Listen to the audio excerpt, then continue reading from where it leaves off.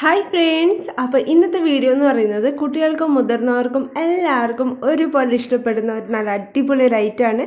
അപ്പോൾ അതിനായിട്ട് നമുക്ക് വേണ്ടത് പാലാണ്. ഞാനിവിടെ 500 പാൽ എടുത്തിട്ടുണ്ട്. അതൊരു പാത്രത്തിലോട്ട് ഒഴിച്ചു കൊടുക്കുന്നുണ്ട്. ഇതിനി നമുക്ക് അടുപ്പത്ത് വെച്ചിട്ട് ഒന്ന് ചൂടാകാനായിട്ട് വെക്കാം. അപ്പോഴേക്കും ഞാനിവിടെ കുറച്ച് കസ്റ്റേർഡ് പൗഡർ എടുത്തിട്ടുണ്ട്. ഇവിടെ സ്ട്രോബെറി ഫ്ലേവറാണ് എടുത്തിട്ടുള്ളത്.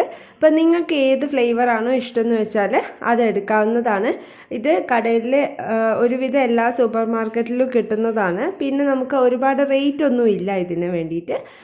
അപ്പോൾ അത് ഞാനിവിടെ 4 ടേബിൾ സ്പൂണാണ് എടുത്തിട്ടുള്ളത്. അത് പാലിൽ കലക്കിയിട്ട് ഒഴിക്കുകയാണ് ചെയ്യുന്നത്.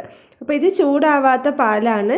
നമ്മൾ നേരത്തെ പാല് അടുപ്പത്ത് വെക്കുന്നതിനേക്കാളും മുന്നേ ആയിട്ട് കുറച്ച് മാറ്റി വെച്ചാൽ മതിയാവും. എന്നിട്ട് ഇതുപോലെ നന്നായിട്ട് മിക്സ് ചെയ്തിട്ട് ചൂട് പാലിലോട്ട് ഒഴിച്ചു കൊടുക്കുക. ഒഴിക്കുന്ന സമയത്ത് നന്നായിട്ട് ഇളക്കി കൊടുക്കുക, കാരണം ഇത് കട്ട കെട്ടാനുള്ള സാധ്യത ഉണ്ട്. നിങ്ങൾക്ക് 4-5 ടേബിൾ സ്പൂൺ ഉപയോഗിക്കാവുന്നതാണ് 500 പാലിന് വേണ്ടിയിട്ട് കേട്ടോ. അപ്പോൾ ഏകദേശം ഇതൊന്ന് കുക്കായി വരുമ്പോൾ കാണുമ്പോൾ മനസ്സിലാവുന്നുണ്ടാവും, നല്ല തിക്കായിട്ട് വരുന്നുണ്ട്. അപ്പോൾ നമ്മളിങ്ങനെ ഇതുപോലെ ഇടയ്ക്ക് ഇളക്കി കൊടുക്കണം, കാരണം ഇല്ലെങ്കിൽ ഇത് അടിയിൽ പിടിക്കും. അപ്പോൾ നന്നായിട്ട് ഇളക്കി കൊടുത്തിട്ടുണ്ട്. നന്നായി തിളച്ച് വന്നിട്ടുണ്ട്. ഇനി നമുക്കിത് ഫ്ലെയിം ഓഫ് ചെയ്യാം. ഇത് തിളപ്പിക്കാൻ വെക്കുന്ന ആ ഒരു ടൈമിൽ തന്നെ നമുക്ക് പഞ്ചസാര ചേർത്ത് കൊടുക്കണം കേട്ടോ. ഞാനിതിൽ കാണിക്കാൻ വിട്ടുപോയതാണ്.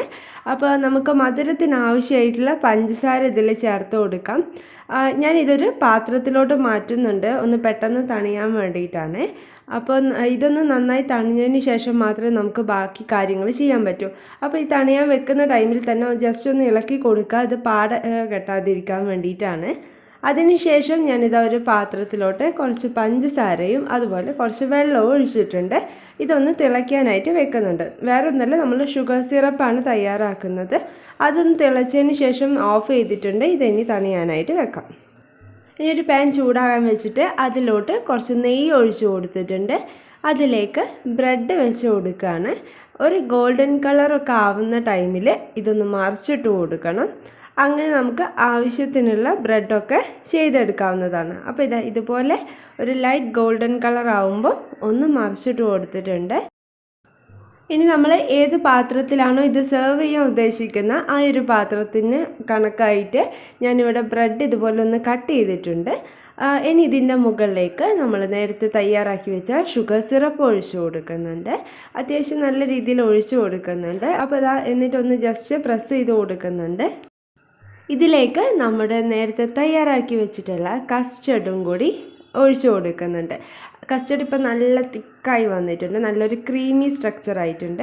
അതിൻ്റെ മുകളിൽ നിങ്ങൾക്ക് വേണമെന്നുണ്ടെങ്കിൽ ഇഷ്ടമുള്ള നട്ട്സും ഫ്രൂട്ട്സൊക്കെ ഇട്ട് കൊടുക്കാവുന്നതാണ്.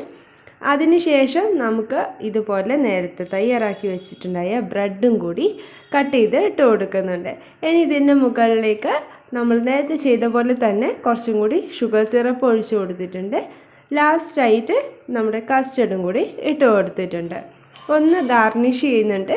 അപ്പോൾ അതൊക്കെ നമ്മുടെ ഇഷ്ടത്തിനനുസരിച്ചിട്ട് നമുക്ക് ഇഷ്ടമുള്ളത് വെച്ചിട്ട് ഗാർണിഷ് ചെയ്യാവുന്നതാണ്. ഞാനിവിടെ ചെറി വെച്ചിട്ടാണ് ചെയ്തിട്ടുണ്ടായത്. അതുപോലെ ബ്രെഡും വെച്ചിട്ടുണ്ട്. ഇതിനി നമ്മൾ കുറഞ്ഞത് അരമണിക്കൂറെങ്കിലും ഫ്രിഡ്ജിലൊന്ന് വെച്ച് തണുപ്പിച്ചതിന് ശേഷം കഴിക്കാൻ നല്ല അടിപൊളി ടേസ്റ്റാണ്. എല്ലാവർക്കും ഇഷ്ടമാവും. അപ്പോൾ നമ്മുടെ ചാനൽ ഇഷ്ടപ്പെട്ടാൽ ലൈക്ക് ചെയ്യാനും സബ്സ്ക്രൈബ് ചെയ്യാനും മറക്കരുത്. അടുത്ത വീഡിയോയിൽ കാണാം. ബൈ.